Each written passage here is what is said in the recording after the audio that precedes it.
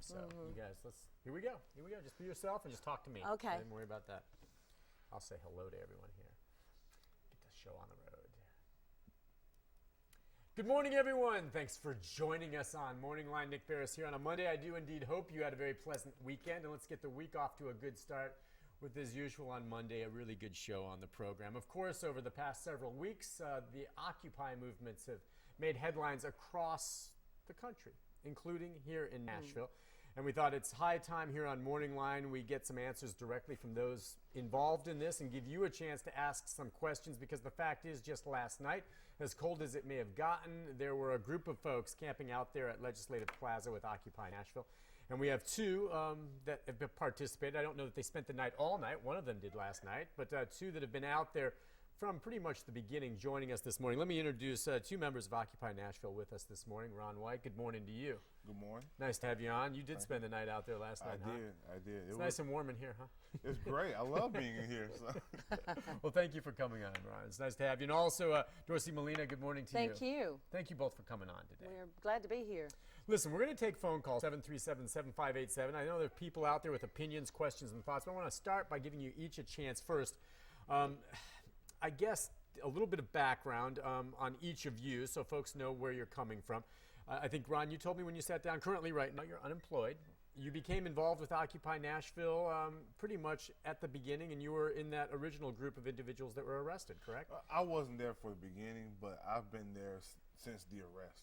Okay. And after the arrest, I've been nothing but dedicated to the movement. And you had been following it prior to that and what was going on around the country? Yeah, I was following the Occupy movements in Boston, New York, Oakland, and like I said, the last straw for me was Scott Olson in Oakland, the Iraq veteran. Yeah, who was injured. Once I saw that, I knew I just couldn't sit around anymore. I had to get involved. Okay, so you've been out with it since then, spent the night last night. Dorsey, you have been with it as well, and you're doing a lot behind the scenes as well with this, but what was it that grabbed you? I think what piqued my interest is I've been watching as not only my friends and people that I know, but how things have been going downhill in America since the debacle, the Wall Street debacle, and nobody's been held accountable for that. I've also known some veterans that have come back from the war and not been able to get the support they need, even though we have these wonderful commercials showing that we're supporting them, and been doing some volunteer work. And so when I heard that there was an Occupy movement starting here in Nashville, I got involved. How about this? Let's just try, and I'm sure we'll probably get a few calls on this. You said disappointed with the direction the country's going. I think there's some folks out there, and most people, I think, recognize your right to peacefully assemble and do this, all right? But the question is, what exactly do you really stand for? I think I have a kind of a handle on it, even though I hear different things. What do you really stand for? What do you think the Occupy movement's all about? And ultimately, what kind of results do you hope it brings? Well, for me, right now, there are a lot of people that are wanting us right now to say who the leader is and what our goals are. And I think part of what Wall Street is about, Occupy Wall Street, which we are in solidarity with here in Nashville, is the three different platforms that we have right now. And one is people before profit. Okay. And the other is get corporate personhood, do away with corporate personhood, which means that corporations now can contribute untold amounts of money to campaigns, political campaigns, and we want the money out of politics. We're tired of, you know, as an individual, I can, or you can, give $2,000 to a political campaign.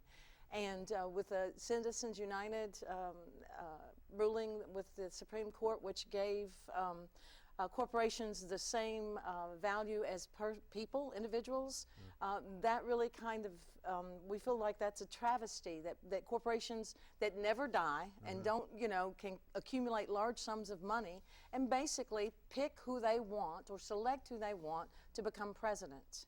You know, just like last year alone, $5 billion in lobbying went on in Washington. So you're talking about campaign finance reform? Well, that, and not only that, but the legislation that's going through. Look at what's going on in Washington.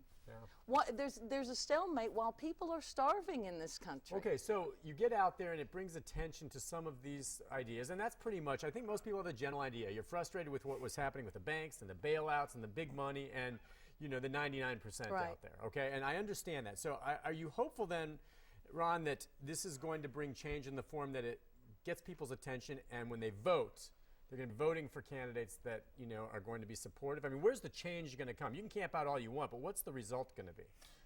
Yeah, we're definitely hoping that it brings the attention, especially to the campaign. If we stay here long enough, it's going to become a campaign issue. Okay. There's no way you're going to be able to avoid it. And we just really hope that we get the money out of our politics, and that, we get it open so that the people can see what companies are backing what politicians. So that way we know when they're making these laws, are they making it in the interest of the people, or are they making it in the interest of the companies? Gotcha. How long are you willing to go with this? I mean, how long will Occupy continue? I mean, we're not going anywhere. I mean, the people that are on the plaza and that are occupying, that's one branch of who we are. There are hundreds behind the scene working on this that are committed. Okay. People talk about this all the time. Well, it is the way it is. We forget in this country that it was religious freedoms and people fighting for their rights that created this country.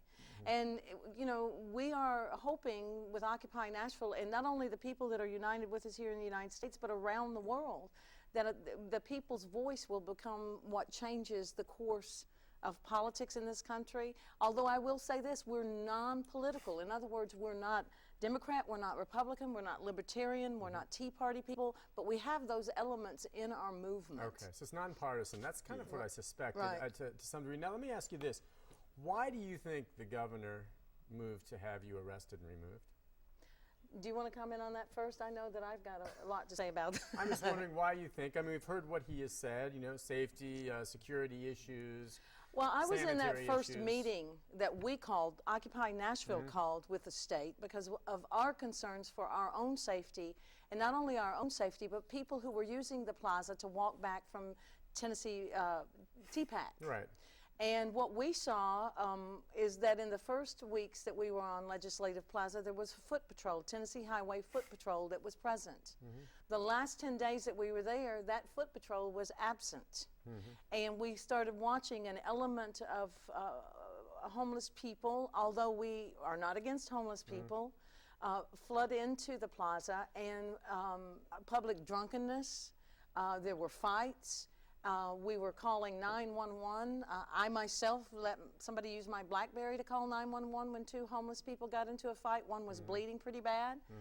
There was no response from 911. It concerned us that as taxpayers, the people, not only ourselves were in danger, but the people walking from TPAC as a cut-through through Legislative Plaza. So we contacted the Tennessee Highway Patrol, Commissioner Cates, to set up a meeting.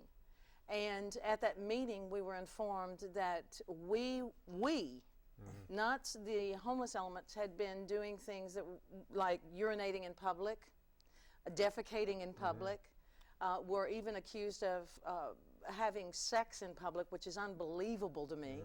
And every time that was brought up in that meeting, I raised my hand to deny those accusations. But it's still going on today from the commissioner's offices that's happening. And I would like to go on record and say that is not Occupy Nashville. It never has been Occupy Nashville.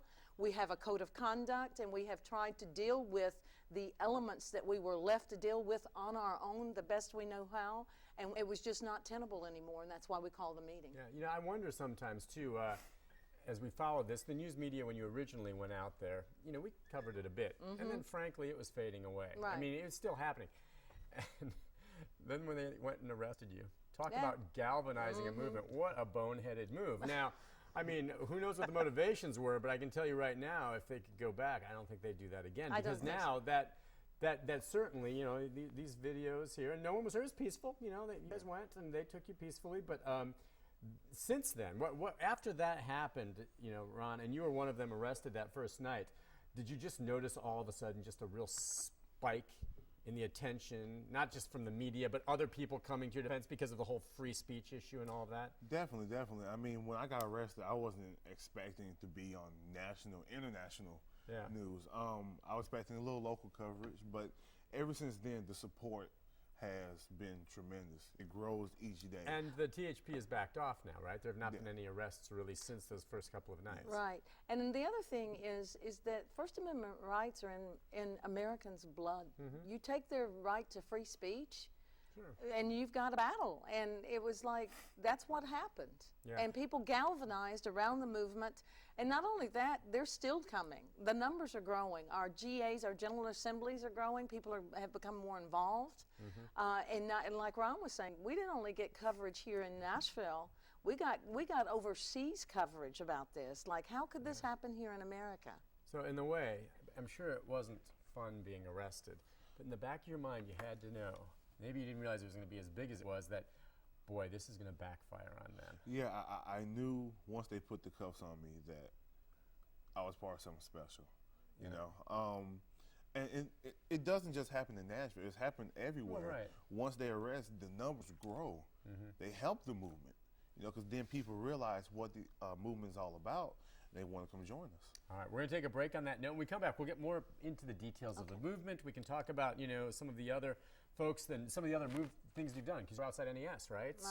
And some of that, and we talk about the homeless aspect, and we'll take phone calls. The number 737-7587. We've got some calls in here now, but we've got a couple lines open. If you have a question for two members of Occupy Nashville, here's your chance to ask, see what they have to say. We'll be back more right after this.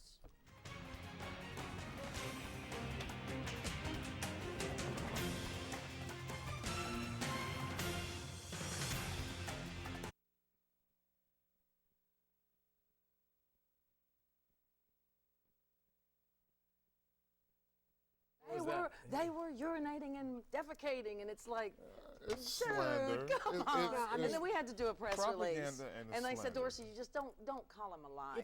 Now, here's the thing. If deep down you're thinking it is nonpartisan, which I think certainly Tea Party folks, you know, and Democrats. Republicans can all have, you know, can say, look, we're tired of what's happening with this money. But I'm just guessing, if you're saying, you know, they're trying to put what the homeless are doing behind the scenes on you guys.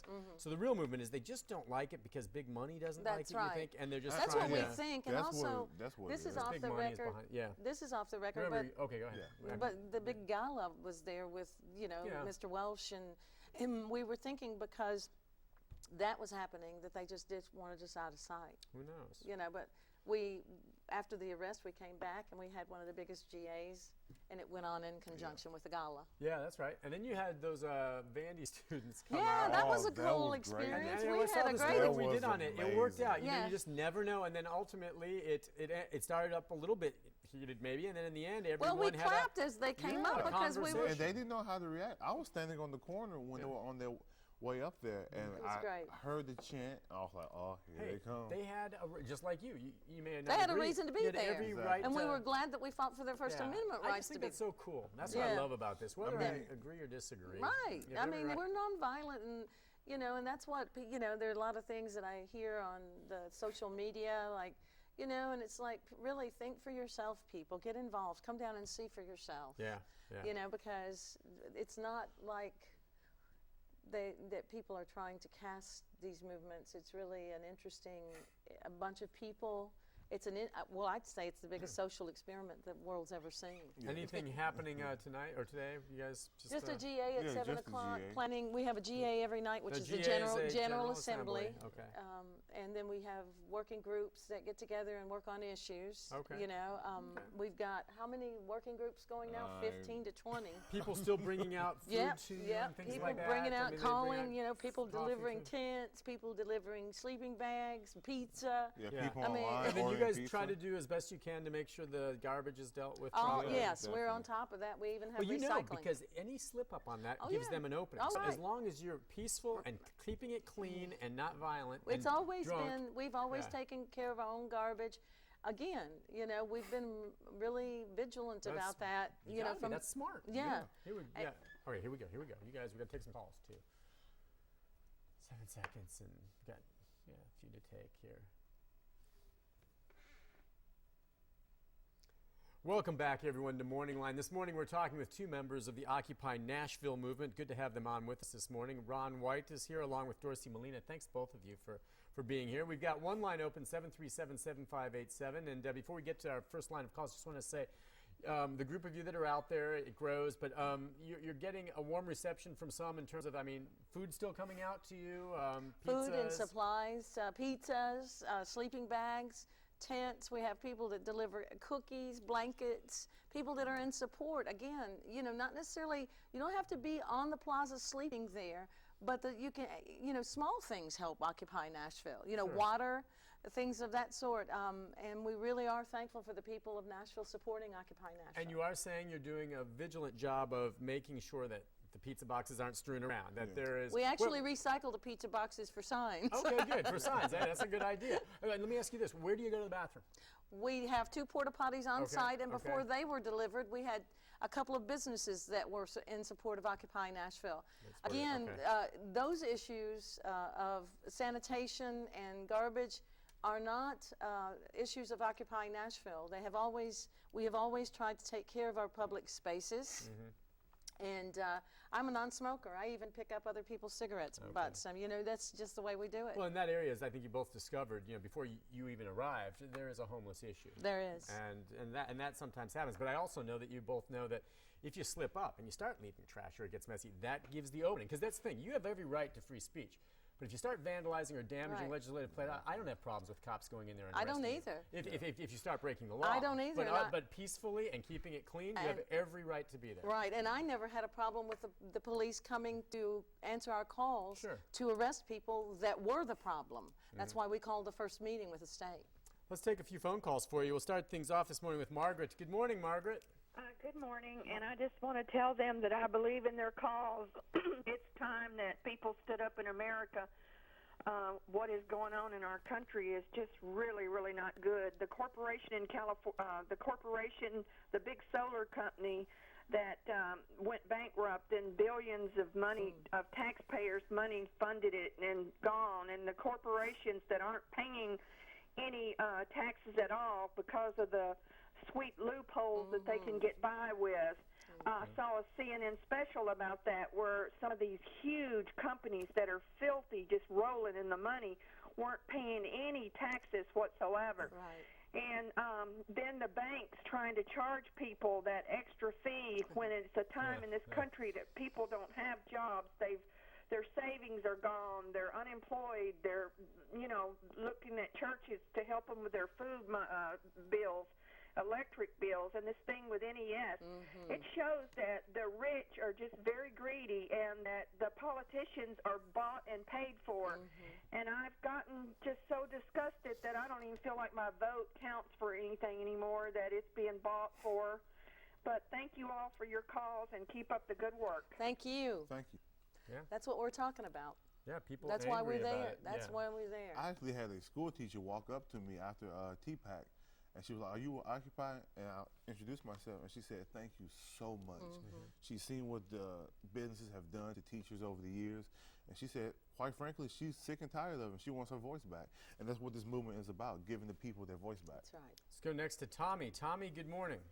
Good morning, Nick. Hi, Good morning Tommy. to your guest, and I wished I could be down there with them, but I've got an elderly mother, and I don't want to run the risk of her only caregiver being arrested and her health and welfare be at jeopardy. So give me a minute, and what I've got to say is very important, because when President Obama was elected, I thought that he was a constitutional professor, and evidently he forgot about the Constitution once he was elected. And I know the media and everybody wants to say that the most important job of the president is protecting the people. Well, yeah, that's true, but his only job, according to the Constitution, is protecting the Constitution. Okay? And when we let people that profit off of war get away with it, when we let people commit fraud on Wall Street get away with it, when we do all these things and let people get away with it, we let police get away with the abuse, when they should be the ones that should be knowing the Constitution better than anyone, and being able to say, no, the legislature, you've gone too far. We know what the Constitution is, and this is a step too far. All right, well. Well, and that's exactly what we're talking about. When did this nation become in greed we trust instead of, you know, and that's what we're out there at Occupy Nashville. Enough is enough. Many people feel like there's a boot on their throat. You know, whether you're an Iraqi veteran, Afghanistan veteran, Vietnam veteran, the way these people have been treated, and the millions and millions of dollars big companies have made off this war. Then healthcare, look at that again. I mean, it's like there's no longer, in order to be honest, if we're truly honest, what we should do is put the presidential candidates in a room and let the corporations select them, because the people don't have the power anymore. Do you think Occupy Nashville, since we're coming up on a big election year, I mean, will you have candidates running on an Occupy Nashville or Occupy platform? Who knows at this point? I mean, that's where you want that leadership coming. You well, know, and again, you know, what says that right now? I mean, that's a possibility, but it's not being talked about right now. Okay. One of the things that's being floated in the Occupy movement is a convention next year, and so that's just being floated. There's a lot of possibilities that could come out of this. But, you know, the woman was mentioning the debit cards and the $5 charge to use our own money. We definitely believe that Occupy Nashville had a part in playing, getting that reversed. We definitely have a voice, and we're not going anywhere. Let's take a call next from Joe. Joe, good morning.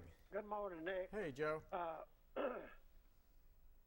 These people seem to be right on what they're protesting about. It seems like that if you'd watched 60 Minutes last night, you would have got a good idea of what's going on in Washington. This guy was a lobbyist, and he'd tell you right quick that, you know, Congress is bought every year by lobbyists. They put these bills forward, and they put such vague language in them that congressmen that vote on them don't even know what they're voting on. It seems like the biggest crooks in the United States right now are wearing suits and ties in Washington, and we've even got, you know, a small scale of it going on here in Nashville, according to Phil Williams. So I don't know what the answer is, but it seems like the morals of the American people, and even bigger the politicians in the government, have this. I don't guess the people have any morals, really. It's all about the dollar. You said it before, Nick, and you and I agree on this. Yeah. All about the money. Yep. That's the bottom line. Hey, thank you, Joe. You're right. It's about. And that's why one of the platforms that we're in solidarity with Occupy Wall Street is people before profits.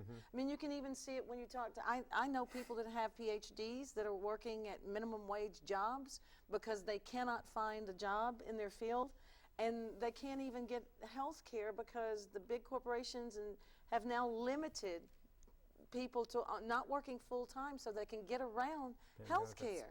And my question is, how much is enough? You know, what are you going to do when you get it all? And I don't even think it's now about the money as much as it is power.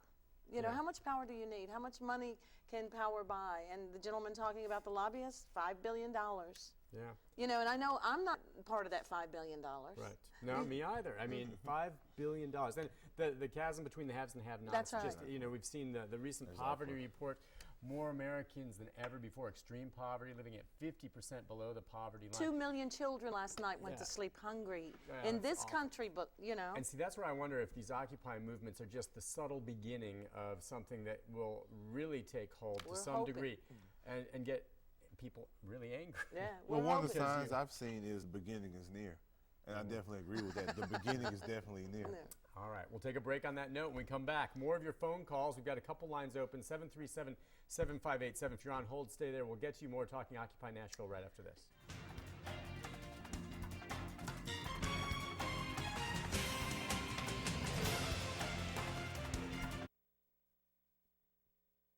That are against us. There was a woman last night that walked up on the plaza when we were having a meeting, and she was going to TPAC, and she stopped, nicely dressed. She said, "I just want to tell you, I believe in you guys, and I wished I could be here." I can't tell you how many people just walked up and said, "I can't be here, but I thank you so much." I'm like, you don't have to be here. You're support. That's right. That's right. As long as you support us. Support that. Let me get your numbers. Ron, what's your cell phone? 779 779 46 46 35. 35. And how about you, Dorsey? 429 64 99. So I guess you guys will be part of it. Now I've met you and know you, and things come up Well, where I they need to will. get some information quickly or whatever, I want to Yeah. make sure to be able to reach you guys. Definitely, So you can give me the lowdown. I'll be glad to be an ear for you. And you can always And call I over have here. to say that, you know, we're really appreciative of the media has just Exactly. getting the The truth media has out, just definitely- getting the Yeah, truth we out. just want to be there. We don't have an agenda. You know, Yeah, I it's n- support everyone's right to free speech, Right.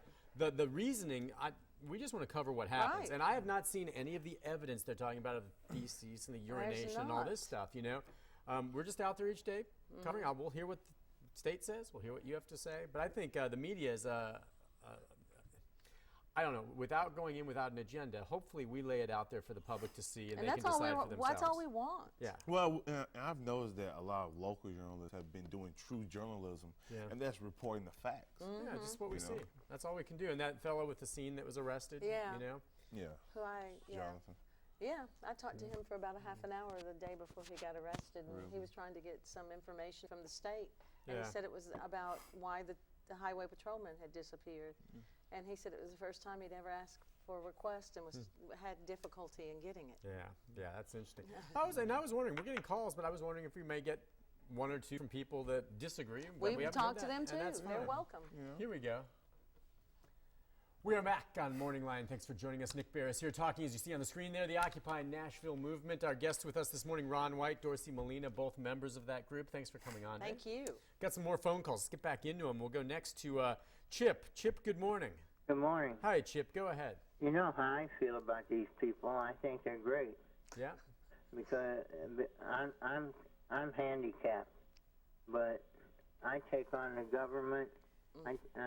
Don't tell me you can't take on City Hall because I've taken it on many times, and I've had the government even help me get things done that I needed done, including getting a wheelchair fixed and a lift chair fixed, and the company didn't want to do it.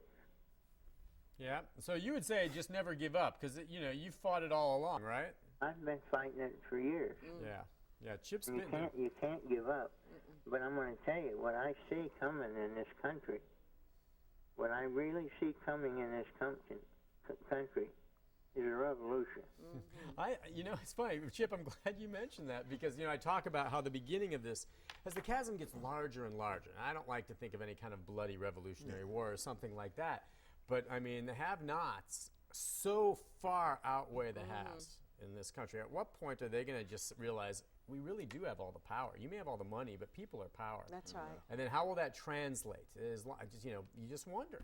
Well, And it's- in Occupy Nashville and Occupy Wall Street, we are a nonviolent movement. We're not advocating in any way, but Chip makes a good point, and we do have people in our movement who are on Plaza at times in wheelchairs and are disabled and are there because they realize how important it is for them to have a voice. But revolution is not necessarily a bad thing. Look at the American Revolution, for God's sakes. You know, so revolution, we're scared of change, but what we know to be true is that change has to come now. Yeah. We cannot go on like we're going now. And with, you know, President Obama, you know, the change you wish to see, a lot of us are disappointed in politicians across the board, you know, and we're not as gullible as we've been in the past. We don't believe the sound bites anymore. It's the action that counts, and we've gotten nothing. So whether it be a Republican or a Democrat or Libertarian or Tea Party person, it's like, you know, it's not about telling the American people what they want to hear anymore. It's about we need to see action. And that's what we're advocating for now. Let's go next to Charlie. Charlie, good morning. Good morning. Hi. Just a quick question, I guess. Evidently, the dear old America has run aground. So in this age of stealing someone else's idea, I guess the question is, well, who has it right? Is there a country that has that's already out front and is doing something about this, or what's the model we're shooting for? Who has done it right? Well, that's a good question. Maybe nobody's done it right lately. You know, we're hearing from Europe and other places. I heard today that Italy is now in financial trouble. And, you know, we didn't get here overnight, and we're not going to get out of it overnight, but maybe we need some new ways of thinking.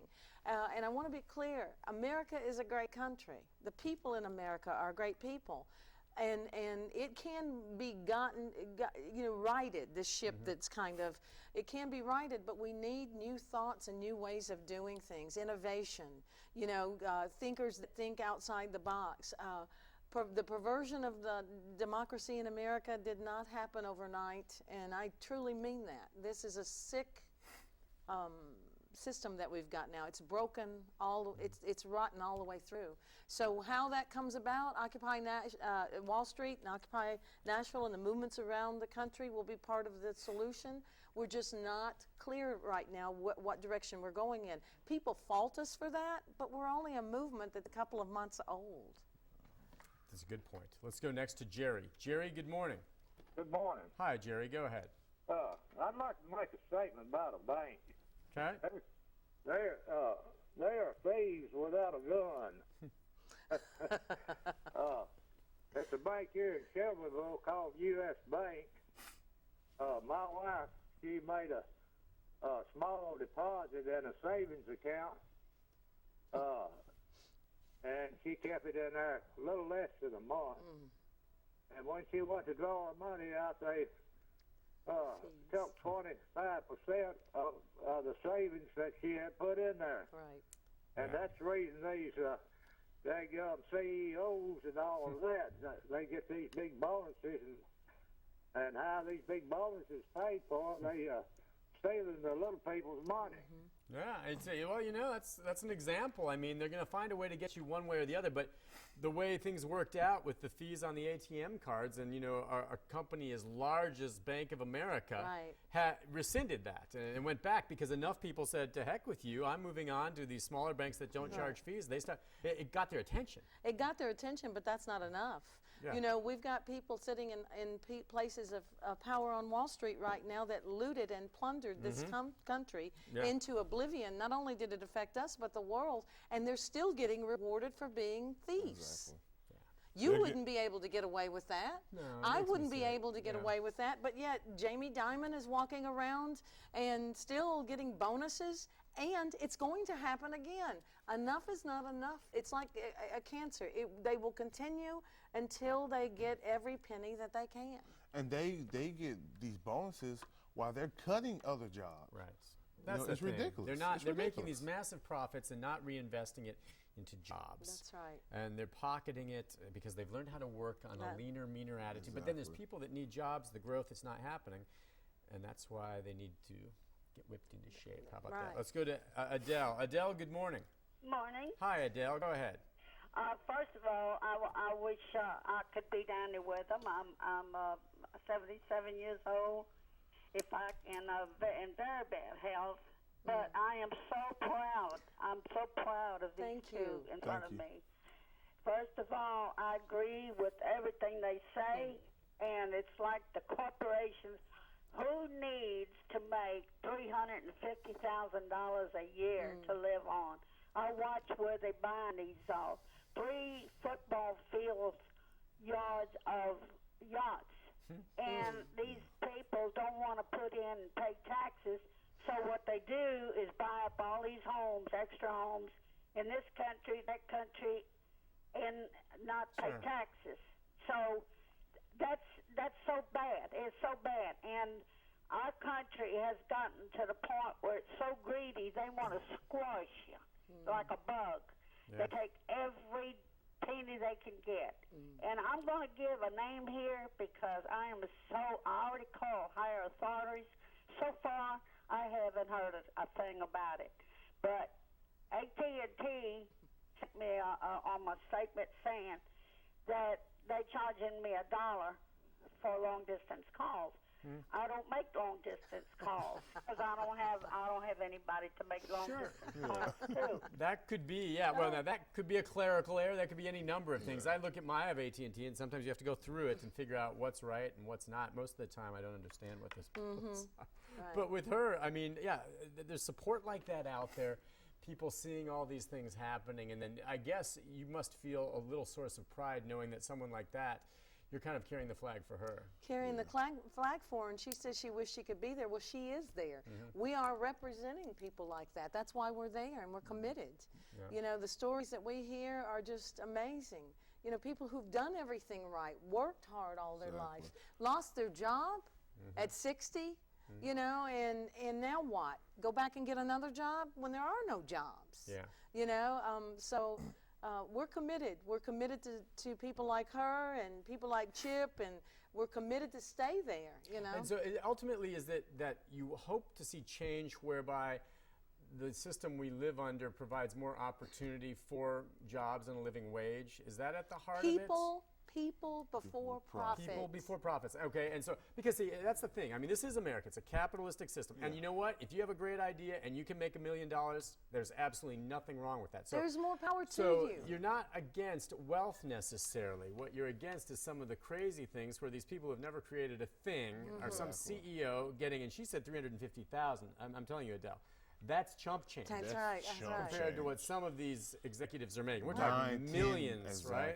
Well, NES. Look at the head of NES who came down to our Occupy movement because there was going to be a march on NES, and Phil Williams reported on it about what was going on with them. And, you know, how can that happen when somebody gets their lights cut off in the dead of winter, you know, because they're struggling? So, I mean, when we say people before profit, we're not against entrepreneurship and making money, but don't, you know, close the loopholes. Right. You know, pay your way. Well, what that NES thing was too, and here's some video of that from the day you guys went marching out there, was, you know, Phil's piece is indicative of the attitude, okay? The big picture, the money, it wasn't millions that we're talking about, but Phil dug up, you know, that the funds were used to pay for like $500 hotel stays or $2,500 day conferences, expensive meals, and things like that. Right. Okay, and, you know, maybe in the scheme of things that adds up to a few $1,000s, but to me that's just the attitude that these people have of, you know, so we had to cut off some 80-year-old's electricity last week. Let's order that doubles age stay. They act like it's a right. It's not a right. It's not their money either. Yeah, exactly. You know, that's what's irritating. Entitlement is what I think. Yeah, they act that's entitled. the word. And just, you know, don't forget who you work for or what you work for. You travel on the same roads that we travel on. You use the same, you know, things in this country, but yet you feel like you're entitled to not have to pay as much tax. You know, close the loopholes. Get the corporations to pay their fair share. You know, and let's go on with it. That's what we're against, is treating them privileged, like they're privileged because they, quote, stole money or they make so much money. No, people before profits. Margaret, good morning. Good morning. Thank you for taking my call. Sure. Our governor has voiced his concerns on safety, sanitation, and cost. I'd like to comment on the cost issue. About 6 weeks ago, there was an article in the Tennessean regarding, I believe it's our state controller, Justin Wilson, who has discovered that there's about $140 million in state tax revenue that's owed the Department of Revenue by state chartered corporations. And he's willing to forgive that, and that's apparently okay with our governor. And it's being forgiven, and we're not even allowed to know the names of the corporations that are back in their state taxes. And the part that I found was really interesting to me is that information is confidential. And the word confidential was listed in the article. And it also said that there are 7 corporations that owe the state of Tennessee in excess of $1 million. Well, I can't read between the lines, but I would guess that a couple of those 7 probably owe 10 or 20 million in back taxes. So if this is okay to forgive $140 million in back state taxes, I wonder why cost of cleaning some beautiful hard surface at Legislative Plaza is of concern, because it can't be that expensive to keep Legislative Plaza clean in order to give us our constitutional rights. That's an excellent point, isn't Right, it? and I would just like to comment on the sanitation issue. The cleaning that went on, or the power washing that I have seen, happened the Thursday before the gala was supposed to be there on Saturday night. This issue of us, of Occupy Nashville as the commissioners, and I quote, defecating and urinating in public, I would like to say that Occupy Nashville did not do that, and the cost they speak of is not for Occupy Nashville. And I would counter with, Governor, how much did it cost to send all those state troopers in there with all those buses and things to arrest people that night? nowhere. That power washing that you did on the plaza came nowhere, and it was not you were not doing that to render the plaza clean because we had misused it. How much did that cost the state of Tennessee, those 2 nights of raids? We'd like to know that. And then the ridiculous part of that is the magistrate here in Metro just said No probable cause. no probable cause. 2 So- nights in a row. No probable cause, and that did not sit well, I'm sure. No, you just wonder how much thought went into that. And a lot of